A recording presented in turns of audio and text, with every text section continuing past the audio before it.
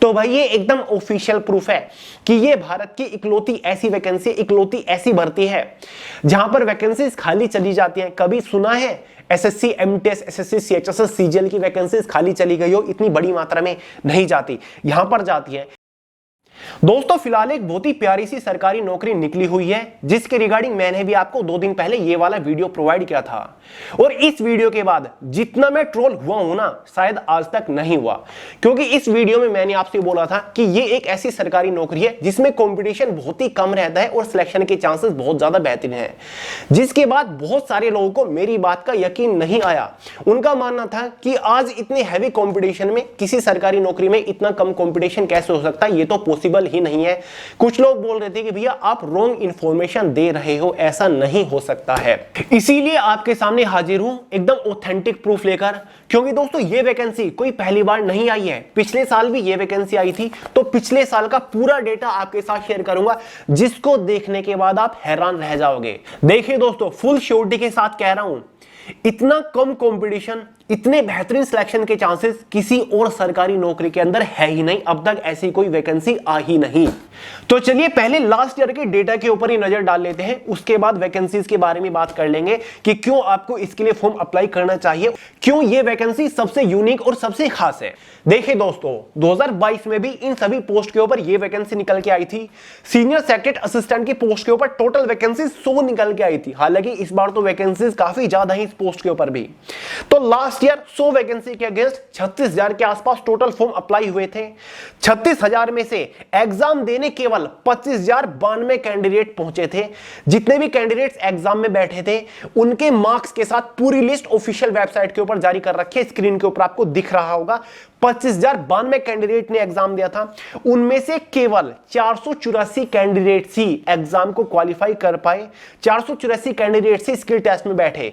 Skill test के बाद जो फाइनल सिलेक्शन हुआ ना, वो केवल 59 कैंडिडेट्स का ही हुआ है। पूरी लिस्ट आपके सामने कैटेगरी वाइज लिस्ट दे रखी है, कितने कैंडिडेट्स को यहां पर फाइनली सिलेक्ट किया गया, ठीक है। और वैकेंसीज कितनी थी? 100 वैकेंसीज थी, और सिलेक्शन कितनों का हुआ?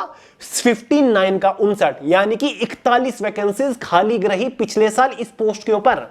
41 वैकेंसीज खाली रही, प्रूफ आपके सामने है। सारे के सारे ऑफिशियल नोटिफिकेशन बीआईएस की ऑफिशियल वेबसाइट के ऊपर डाल रखे हैं इन्होंने खुद ही, वहां पर जाके देख लीजिएगा।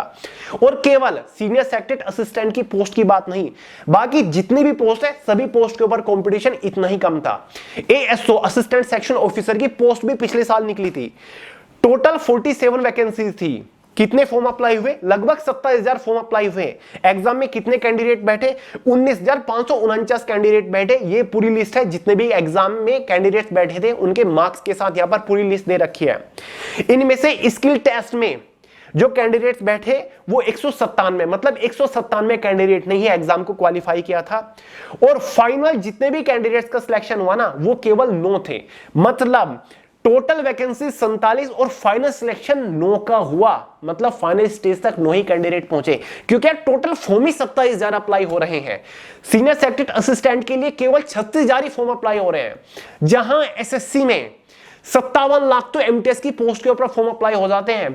वहां पर एक वैकेंसी के अगेंस्ट 700, 800, 1000, 1500, 2000 कैंडिडेट का कंपटीशन रहता है, और यहां पर केवल एक वैकेंसी के अगेंस्ट 250, 300 मैक्सिमम इतना कंपटीशन रहता है। और दोस्तों बात केवल इन दोनों पोस्ट की ही नहीं, बल्कि सभी पोस्ट के ऊपर कंपटीशन आपको इतना ही कम देखने को मिलता है।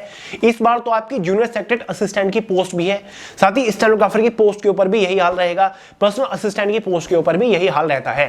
तो भाई ये एकदम ऑफिशियल प्रूफ है कि ये भारत की इकलौती ऐसी वैकेंसी, इकलौती ऐसी भर्ती है जहां पर वैकेंसीज खाली चली जाती हैं। कभी सुना है एसएससी एमटीएस, एसएससी सीएचएसएस, सीजीएल की वैकेंसीज खाली चली गई हो? इतनी बड़ी मात्रा में नहीं जाती, यहां पर जाती है क्योंकि कंपटीशन काफी कम है, फॉर्म काफी कम अप्लाई होते हैं, और उसके बाद भी काफी कम कैंडिडेट्स एग्जाम में बैठते हैं, और उसके बाद फाइनल सिलेक्शन लेने तक तो इतने कम रह जाते हैं कि वैकेंसीज भी इनकी पूरी नहीं होती, वैकेंसी भी खाली चली जाती है। तो कहने की बात यह, अगर कोई भी सीरियस स्टूडेंट थोड़ी सी भी एवरेज प्रिपरेशन करके इस एग्जाम को देता है ना, तो वो इजीली सिलेक्शन ले सकता है। इकलौती ऐसी ये रिक्रूटमेंट है, और कोई ऐसी रिक्रूटमेंट नहीं है।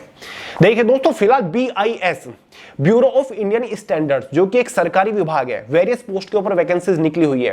टोटल 345 वैकेंसीज है। इस बार जूनियर सेक्रेटरी असिस्टेंट की भी पोस्ट है। टोटल वैकेंसी 78 है। पिछले साल नहीं थी जेएससी की पोस्ट, लेकिन इस बार है।